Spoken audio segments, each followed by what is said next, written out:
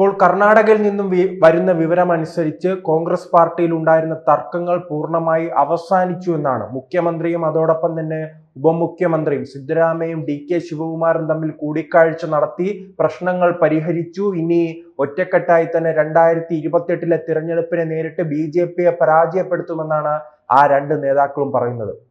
ആ പുഞ്ചിരിയിൽ നിന്ന് തന്നെ DK ശിവകുമാറിന്റെ ആ പുഞ്ചിരിയിൽ നിന്ന് തന്നെ മനസ്സിലാക്കാം ഒന്നും അവസാനിച്ചിട്ടില്ല, പ്രശ്നങ്ങൾ തുടരുമെന്നത്.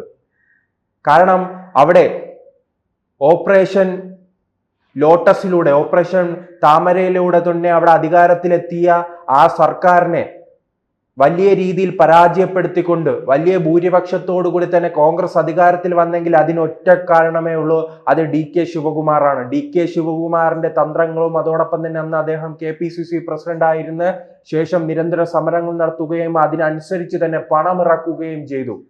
അങ്ങനെ പണം കൊണ്ടും അധികാരം കൊണ്ടും തന്റെ ശക്തി കൊണ്ടും ഗുണ്ടായിസം കൊണ്ടും അദ്ദേഹത്തിന് ഗുണ്ടായിസവും കളിക്കുന്നതിന് അദ്ദേഹത്തിന് പേടിയില്ല.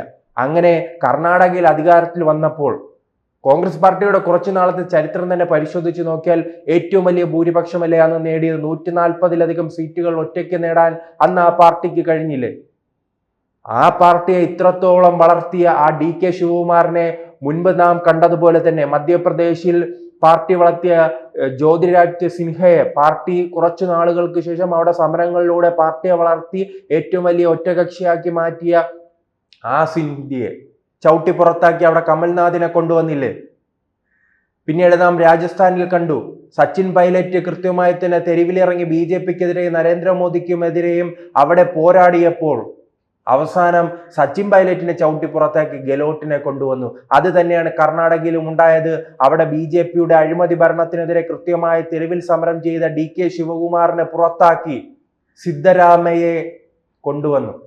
അപ്പോഴും അന്നും തർക്കങ്ങൾ ഉണ്ടായിരുന്നു. അപ്പോൾ ഹൈക്കമാൻഡ് നേരിട്ട് പറഞ്ഞു സിദ്ധരാമയ്യ 2.5 വർഷം അതിനുശേഷം DK ശിവകുമാറിന് അധികാരം കൈമാറുമെന്ന്. പക്ഷേ 2.5 വർഷം കഴിഞ്ഞു, 3 വർഷത്തിലേക്ക് അടുക്കുമ്പോഴും DK ശിവകുമാറിന് അധികാരം നൽകിയിട്ടില്ല.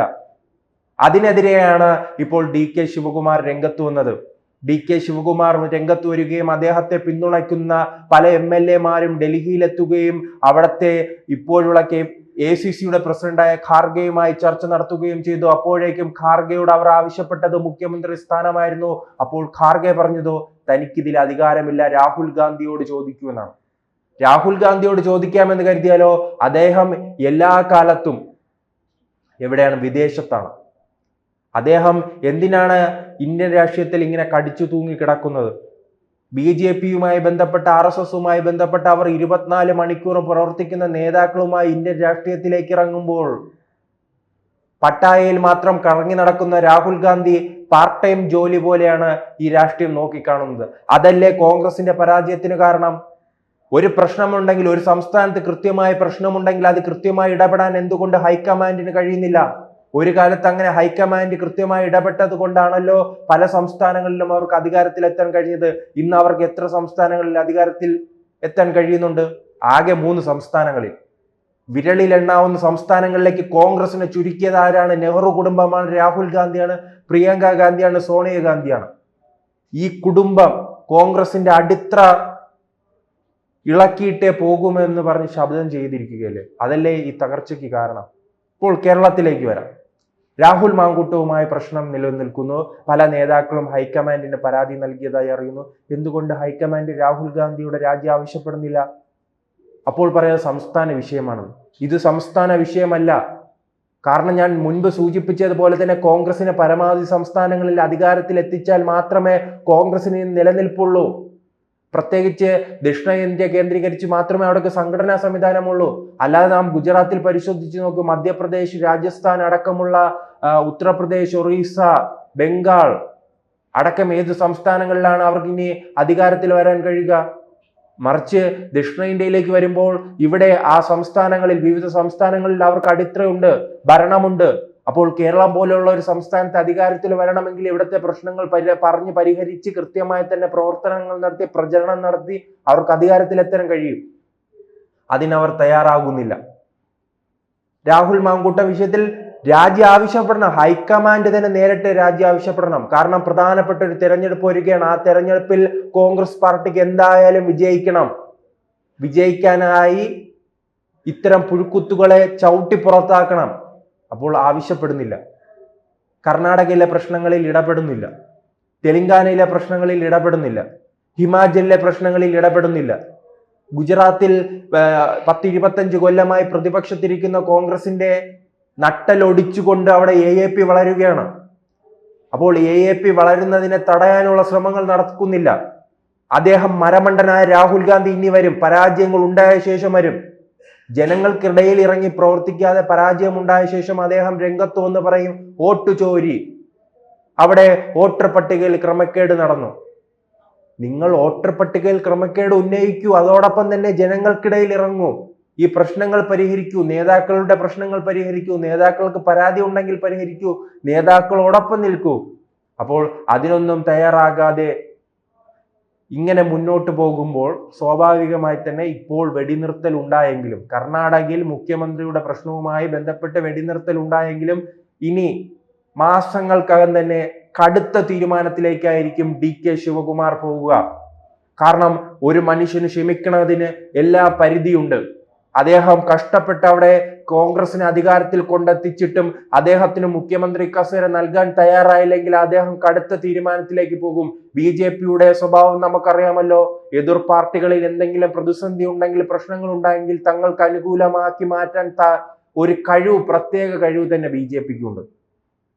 അത് നാം മഹാരാഷ്ട്രയിൽ കണ്ടിട്ടുണ്ട്, മധ്യപ്രദേശിൽ കണ്ടിട്ടുണ്ട്, അത് തന്നെ കർണാടകയിൽ മുൻപ് കണ്ടിട്ടുണ്ട്, അത് ഇനിയും കാണും. ഇപ്പോൾ തന്നെ JDSനെ തങ്ങളുടെ പാളയത്തിൽ എത്തിക്കാൻ BJPക്ക് കഴിഞ്ഞിട്ടുണ്ട്.